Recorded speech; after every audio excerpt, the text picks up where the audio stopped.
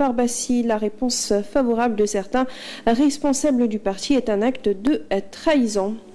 Et puis, violence faite aux femmes, les hommes pour la défense des femmes et des filles portent le plaidoyer. Ils étaient à Kédougou pour une action de sensibilisation dans le cadre de leur tournée dans les régions. Et enfin, à l'international, en République démocratique du Congo, Joseph Kabila est à Goma depuis dimanche dernier. Aucune photo ni vidéo non jusque-là filtrée. Mais ce jeudi, l'ancien président a entamé ses consultations dans l'est du pays. Il a notamment reçu dans l'une de ses résidences des représentants des confessions religieuse.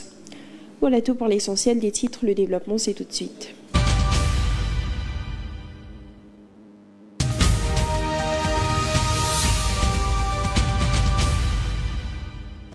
Le dialogue national divise donc les membres de l'Alliance pour la République. Certains responsables du parti reprochent à certains de leurs camarades qui ont répondu favorablement à l'appel du chef de l'État. Selon Yero Farbassi, membre du secrétariat exécutif national, c'est un acte de trahison envers l'ancien président Macky Sall. Ces gens qui étaient là-bas, ils étaient là-bas pour leur propre personne, pour leur propre compte. Mais je pense que dans un parti politique, il faut tous respecter la discipline de parti. Et quand un parti, à travers son chef, décide de ne pas participer à un dialogue ou quoi que ce soit, je pense que les membres du parti, ceux qui ont une conviction dans ce parti-là, doivent quand même respecter cette décision-là. Et je pense qu'aujourd'hui, quand même, l'acte qu'ils ont posé relève aujourd'hui vraiment d'un acte qu'ils ont posé dans le sens vraiment de créer une rupture, peut-être un acte de rupture envers le parti. En fait, c'est comme ça que je vois les choses. Même si le président Macky Sall ne le dit pas, effectivement, c'est la réalité. Parce qu'aujourd'hui, le président Macky Sall ne peut pas être contre le dialogue. C'est lui qui a institutionnalisé le dialogue. C'est à travers lui qu'aujourd'hui, chaque 28 mai de l'année, on organise un dialogue. Donc, c'est quelqu'un qui ne peut pas être contre le dialogue. Et quand il décide de ne pas aller au dialogue, c'est parce qu'il y a des choses qui n'ont pas été respectées. Et il y a des choses aujourd'hui qui nous empêchent d'être présents à ce dialogue-là. Et quand il y a des membres de son parti qui décident d'aller dans ce dialogue-là, moi, je ne peux considérer cet acte comme étant un acte de trahison. Une solidarité de façade, c'est en ces termes qu'Abdoulaye Seydou Sow qualifie la position de ses camarades de parti à l'endroit de Farba Ngom, Mansour Faye, Diop, Moustapha Diop, aujourd'hui en maille dans la justice, avec la justice, excusez-moi. Abdoulaye Seydou Sow précise sa position et informe sa disponibilité à se rendre tous les jours en visite à Rebeuss pour les soutenir. Ceux-là à qui vous faites allusion sont mes plus proches amis. À chaque jour de visite, je me rends à Rebeuss pour les voir. Je m'y rends chaque lundi, chaque jour de visite. Les efforts que je fais pour savoir dans quelles conditions ils sont incarcérés, aucun autre camarade de parti ne le fait. Sinon, il n'y a que 2 ou 3 qui le font. Mais pas plus. Ce n'est juste qu'une solidarité de façade. Il n'y a rien de vrai dans ce qu'ils font. C'est juste une solidarité du bout des lèvres. La plupart d'entre eux ne sont même pas convaincus de ce qu'ils disent. Et ils sont là à passer tout leur temps dans les réseaux sociaux, pensant que c'est ça qu'il faut faire. Mais tout cela ne m'ébranle guère. Et puis sur la question de la reddition des comptes, Abdoulaye Seydou Sow parle plutôt de règlement de comptes. Pour lui, le dossier Farba Ngom est une illustration parfaite car pour lui, Farba, étant un homme d'affaires, n'a géré aucun compte face à cette machine judiciaire sur la tête de ses camarades de parti. Abdoulaye Seydou Sow annonce des stratégies de riposte. Pour moi, c'est une injustice. C'est clair que c'est une injustice. Pour moi, on est en train de régler des comptes politiques. C'est très clair. Parce que, Farba, on parle de règlement de compte, de reddition des comptes. Quel compte a-t-il géré? Quel compte a-t-il géré? Hommes d'affaires. Si tous les hommes d'affaires ont regardé leur compte, on verra que des milliards et des milliards ont transité dans un compte de quelqu'un des milliards. Après, tu vas à la CENTIF crée un rapport. C'est la première fois dans la vie qu'on voit la CENTIF jouer ce rôle-là. Mais ça, c'est des questionnements. Si tu demandes la liberté provisoire, tout le monde sait que Farba est malade. Ça, c'est pas une question de dire. Farba est malade. Moi, je suis surpris que Farba tenir avec dignité tout ce qu'il endure. Alors que tout le monde sait que chaque mois, il partait à l'étranger pour se soigner. Malgré tout ça, on refuse de... Mais il se porte comment, Diamono Ji? Très bien, il se supporte avec dignité. C'est la même chose pour la Diop et tout le monde. Et puis tension dans la santé, ce vendredi, les agents de santé du centre hospitalier d'Al Adjam ont entamé une grève de 24 heures aujourd'hui. À travers cette grève, ces professionnels de la santé dénoncent leurs conditions de travail et exigent des solutions durables pour une meilleure prise en charge des patients. Ils dénoncent également l'arrêt récurrent du service de radiothérapie, des problèmes de plomberie et d'étanchéité qui, selon eux, ont entraîné la fermeture de plusieurs salles d'hospitalisation. À cet effet, ils rejoignent le mouvement d'humeur du syndicat autonome des médecins, pharmaciens et chirurgiens dentistes du Sénégal pour dénoncer des irrégularités dans la contractualisation de certains médecins et l'absence de réponses concrètes de la part des autorités sanitaires malgré les multiples alertes. Une question de sécurité publique à présent. La suppression des passerelles piétonnes sur la RN1 plonge les populations des communes riveraines dans une situation d'insécurité et d'inquiétude. Ces ponts pour piétons ont été démontés par les autorités pour faciliter la circulation des gros porteurs. Après 2 ans, la réhabilitation tarde à être effectuée. Les usagers de la route demandent aux autorités de remettre les structures de franchissement à leur place afin de leur garantir la sécurité. Sur la RN1, à hauteur de Fass Mbao, il n'y a pas d'alternative pour les piétons. Pour aller de l'autre côté de la route, il faut impérativement ajuster ses pas à l'allure des véhicules. Une traversée périlleuse qui demande beaucoup d'agilité, sans quoi on risque d'être percuté par une automobile. Depuis que la passerelle qui enjambait cette voie a été enlevée, ceux qui circulent à pied sont exposés à un danger de mort. C'est difficile parce que tout simplement, il n'y a plus le pont, et il n'y a pas de passage clouté, et il n'y a pas de service des agents qui nous permettent et nous faciliter la traversée. Il n'y a pas que la passerelle de Fass Mbao qui a été démontée du rond-point Enema Sanders vers l'entrée de Thiaroye jusqu'à Rufisque. Il n'y a plus de pont destiné aux piétons. L'axe Diamaguène est redevenu très accidentogène à cause de cette absence de passerelle. On constate tous les jours des accidents sur cet axe. Heureusement, le matin, il y a des gendarmes sur place pour aider les piétons à traverser la route. Nous sommes exposés à une grande insécurité. On compte tous les jours 3 à 4 accidents impliquant des piétons. La situation dure depuis près de 2 ans maintenant. On assiste tous les jours à des chocs. Les autorités doivent remettre les passerelles à leur place. Nous subissons cette situation depuis 2 ans. 3 ans. D'après le secrétaire municipal de la mairie de Thiaroye-sur-Mer, les passerelles ont été supprimées par les autorités de concert avec la Géroute pour faciliter le passage des gros porteurs. Donc vous savez, ces passerelles-là ont été installées. C'était pour justement répondre à une préoccupation de sécurisation des populations. Parce que les populations prennent les artères principales. Donc, mais au niveau de cinéma Thiaroye, la passerelle a été enlevée. Donc c'était lié au fait que peut-être que c'était lié au transport donc, des marchandises. Nous avons vu qu'il y a des camions qui empruntaient la voie principale, la route de Rufisque, et buté sur peut-être en tout cas la passerelle, qui fait qu'à un moment donné les autorités ont enlevé les passerelles. La réhabilitation des passerelles tarde à être effectuée, en dépit des signalements des collectivités territoriales, d'après lui. Nous constatons toujours des accidents sur cette emprise-là, entre Seven Up, Sips surtout, et Cinéma Thiaroye. Nous avons comptabilisé beaucoup d'accidents, donc et mortels pour la plupart.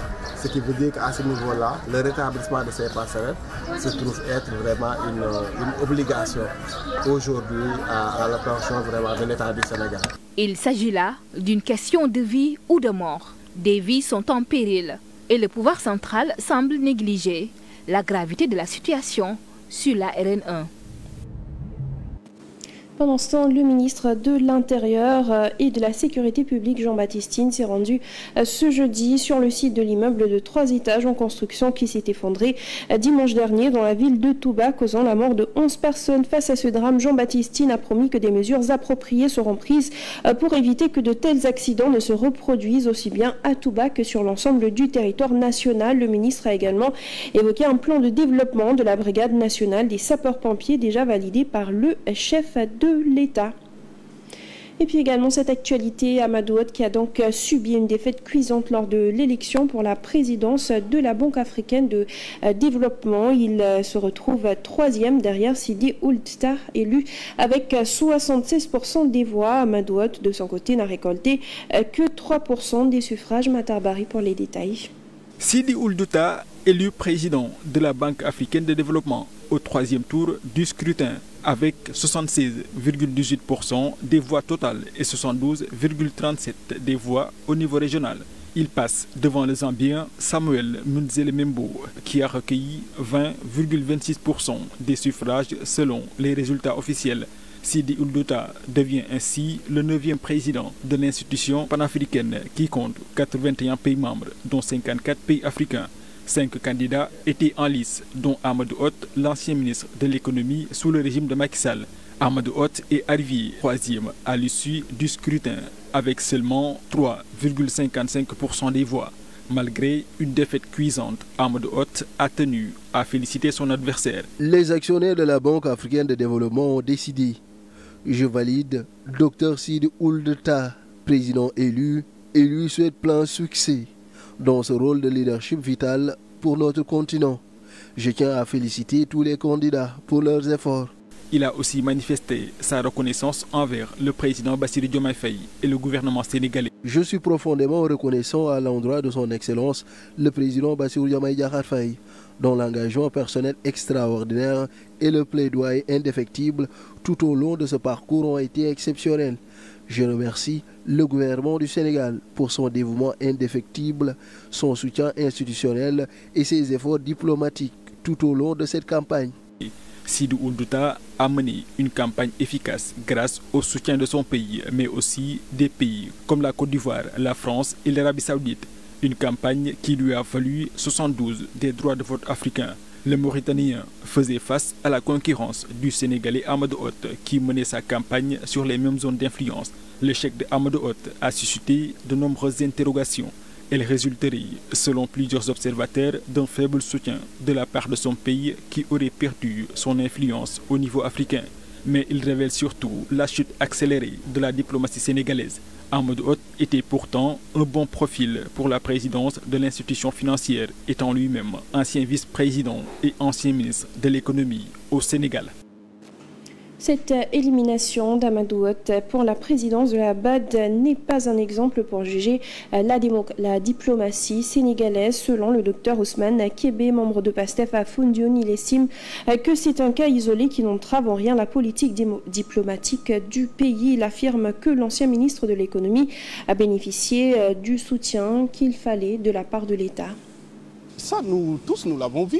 Il a été reçu par le président de la République, il a été reçu par tout le gouvernement et il a été aussi accompagné durant tout le processus. Donc pour moi, c'est vrai, la diplomatie, c'est quelque chose qui est assez complexe, mais quand même, il a eu tout le soutien dont il pouvait en tout cas avoir du côté du régime actuel. Et ça, nous l'avons tous vu. On ne peut pas en tout cas se baser sur des cas isolés comme ce qui vient de se passer avec la candidature de Amadou Hott pour la présidence de la BAD pour juger la diplomatie sénégalaise. Parce que pour moi, la diplomatie est beaucoup plus large que ça. Ça, c'est des cas vraiment isolés. Mais si on voit ce qui se passe actuellement avec le nouveau régime, avec les déplacements qu'ils font en tout cas par-ci par-là, surtout au niveau de l'Afrique, on peut dire qu'en tout cas, la diplomatie sénégalaise est en train en tout cas de s'imposer. Et si on regarde aussi, si on prend l'exemple, par exemple, de Mokhtar Diop, ainsi de suite, je pense qu'il y a pas mal de Sénégalais aujourd'hui qui occupent des postes de responsabilité dans en tout cas des organismes internationaux. Donc il ne faut pas se baser juste sur ces cas isolés pour dire que la diplomatie sénégalaise est en train de reculer. Et puis nous en parlions dans les titres violences faites aux femmes dans le cadre de leur tournée dans les régions du Sénégal. Les hommes pour la défense des femmes et des filles ont tenu une rencontre avec les différentes organisations pour la défense contre les violences basées sur le genre pour sensibiliser sur le phénomène à Kédougou. La rencontre s'est tenue au conseil départemental sous la présidence effective de l'adjoint au préfet du département. Cela est parti d'un constat à travers certaines études qui ont montré que dans certaines sociétés, les femmes qui subissent des violences ne sont pas accompagnées d'une certaine conscientisation des hommes. les hommes pensent très souvent que la violence ne les concerne pas, alors que en regardant un peu ces études-là, on se rend compte que les hommes sont au cœur même de ces violences. C'est la raison pour laquelle aujourd'hui nous avons préféré inviter plus d'hommes que de femmes, contrairement à ce que nous avons l'habitude de voir avec les organisations pour la défense des droits des femmes, initiées par les femmes. Contre les violences faites en leur endroit, tout de suite j'ai applaudi des deux mains et surtout j'ai rajouté autre chose. Je dis, on va certes faire la sensibilisation pour la défense des causes, mais c'est important aussi d'ajouter le volet autonomisation des femmes et des filles. Actualité à l'international, à présent en République démocratique du Congo, Joseph Kabila est à Goma. L'ancien président a entamé ses consultations dans l'est du pays où il a reçu des représentants des confessions religieuses. Pendant ce temps, au Moyen-Orient, à Gaza, le Hamas rejette la proposition américaine de cesser le feu après une étude minutieuse. Momar Cissé. En République démocratique du Congo, Joseph Kabila est à Goma depuis dimanche soir, mais jeudi dernier, l'ancien président avait entamé des consultations dans l'est du pays. Il a reçu dans l'une de ses résidences de Goma des représentants de confessions religieuses. Que faut-il retenir de cette première rencontre, s'interroge des médias. C'est à Kinyogote, au bord du lac Kivu, à l'ouest de Goma, dans l'une de ses résidences que Joseph Kabila a reçu les religieux. Tête rasée, moustache soignée, costume sombre, l'ancien président s'est montré peu bavard et fidèle à son habitude. Pendant environ 50 minutes, il a échangé avec ses invités, musulmans, membres des églises de réveil, représentants de l'armée du salut orthodoxe, protestants et d'autres encore. Joseph Kabila a pris des notes, se présentant comme un homme de paix et promettant de jouer sa partition. Sont le pasteur Joël Amourani, le président de la plateforme des confessions religieuses du Nord Kivu. L'ancien président a exprimé son souhait de voir la paix revenir dans l'Est et dans tout le pays. Son souhait que la paix soit restaurée, la cohésion nationale et le vivre ensemble. Le gouvernement israélien a annoncé qu'il acceptait une proposition américaine de cesser le feu à Gaza et de libérer des otages. La décision confirmée par la Maison-Blanche prévoit un cessez-le-feu de 60 jours en échange de la libération de 10 otages vivants et de 18 corps en 2 phases. Israël libérerait 1236 détenus et prisonniers ainsi que 180 corps palestiniens. L'essentiel de cette démarche étant l'entame des négociations d'une longue trêve entre les deux pays, mais sans engagement pour Tel Aviv. La proposition reçue hier jeudi par le Hamas a été rejetée après une étude minutieuse. L'accord qui prévoyait un élargissement de l'accès du territoire à l'aide humanitaire n'a pas convaincu l'organisation qui a souligné les difficultés d'accès aux besoins primaires. Ceci même avec l'entrée sur l'enclave des camions de nourriture et d'aide médicale. Après 3 mois de blocus, le Hamas dénonce un génocide sur la bande de Gaza commis par Israël. Le bilan des attaques israéliennes sur ce territoire s'élève à plus de 54 000 morts depuis le début du conflit en 2023.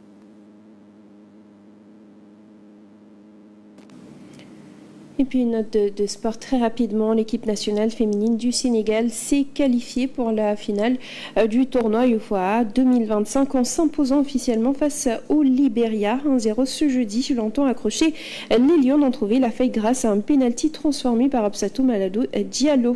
Déjà auteur de son 5e but de la compétition. Ils défendront leur titre samedi. Ce sera contre la Sierra Leone. Et nous passons tout de suite à la revue de presse.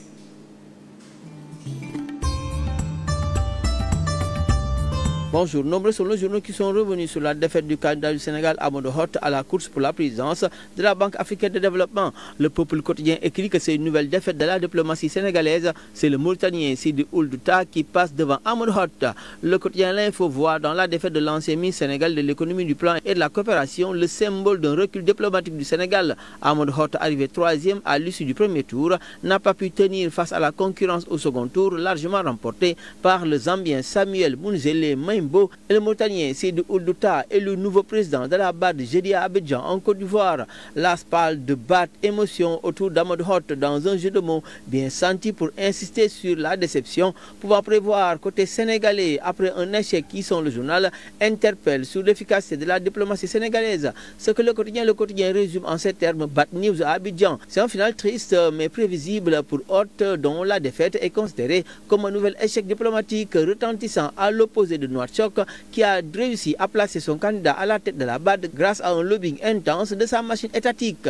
Son l'observateur annoncé comme une bataille longue et incertaine. L'élection à la tête de la BAD s'est jouée jusqu'au bout, mais sans grand suspense. Favori des États africains, le Mauritanien Sidou Ould Tah a écrasé la compétition avec 76% des voix. Le journal souligne les dessous d'un bad buzz diplomatique. Dans l'observateur, ce sont les concertations initiées par le chef de l'État, Bassirou Diomaye Faye, qui font nourrir l'espoir de fort consensus. Le journal retient du premier jour du dialogue national l'appel du président Diomaye Faye à une réflexion sur l'avenir du système politique sénégalais. Selon enquête, cette rencontre qui a réuni des opposants radicaux, des anciens gouvernants, acteurs culturels de la société civile, la cérémonie de lancement du dialogue a permis de revenir sur les vertus de la concertation dont l'une des vocations principales devrait être de réconcilier les Sénégalais. Sur le journal, Sud Quotidien parle de grand oral avec le lancement du dialogue national. Diomaye plaide pour des réformes courageuses tournées vers l'avenir. Dans Source A, c'est Barthélémy Dias qui a répondu Diomaye par un contre-dialogue citoyen, par un retentissant appel à l'occasion du lancement de sa nouvelle plateforme politique dénommée Sénégal bi ñu bokk, le Sénégal que nous partageons. Barth fait sensation selon Walf Quotidien, selon lequel l'ancien maire de Dakar n'a pas raté les nouvelles autorités qu'il traite d'incompétents au moment de faire part de ses ambitions. Militants et sympathisants sont les échos. C'est Barth qui se lance, étant là mais à tout le monde. Libération sur le meurtre de l'infirmier chef de poste de santé d'Arafat. De nouveaux suspects tombent. En sport, Tribune Sport sur la Coupe du Sénégal avec Builder FC qui perd devant Jaraaf sur tapis vert. Parle de décisions injustes et infondées. Sur le tournoi de l'UFOA féminin, le Sénégal encore en finale. Bonne lecture.